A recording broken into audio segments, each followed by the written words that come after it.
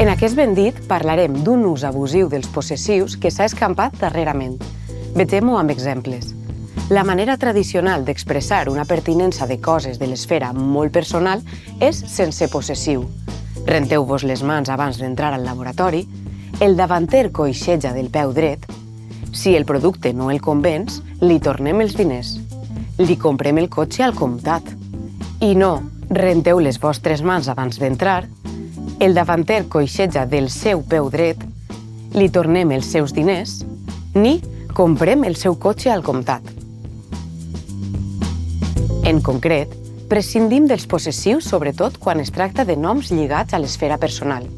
Això inclou parts del cos, com ara cap, ulls, cabells, dits, cames, vestimenta, camisa, pantalons, mocadors o objectes d'ús personal, ulleres, cartera, targeta, llit, cotxe. També substantius molt lligats a aquest concepte de l'àmbit propi, com ara caràcter, feina, ànim o vida. En aquests casos sol anar quasi sempre un pronom personal com em, et o es, que marca el posseïdor. Et tractarem els cabells amb productes naturals, i no els teus cabells. Us planxem la roba per només 3 euros la peça, i no la vostra roba. Es depilaven les cames amb cera, i no les seues cames. El conill treia el cap entre els esbarzers, i no el seu cap. Pots revisar-me el cotxe que fa massa fum? I no el meu cotxe.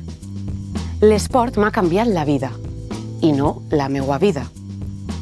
Les desgràcies li van amargar el caràcter, i no el seu caràcter.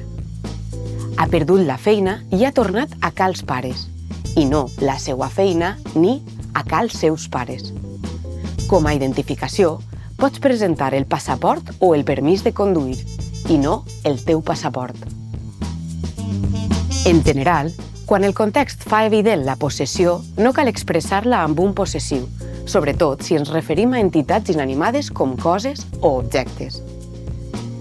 Demà obrim les portes al públic en general, no les nostres portes. Recolliu les acreditacions a la secretaria, no les vostres acreditacions. És ell qui atén els clients de la gelateria i ella s'encarrega de la gestió i no de la seua gestió. Vaig desmuntar l'aparell i després no encaixaven les peces i no les seues peces. L'accident ha desfet la furgoneta.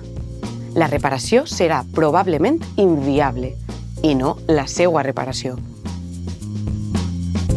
Ben dit, prescindirem dels possessius quan ens referim a noms de l'esfera molt personal a entitats inanimades com són els objectes i, en general, quan la possessió siga evident pel context. I així direm: el cor li bategava amb força, li tornem els diners si no està satisfet, o el pilot tenia problemes amb la moto.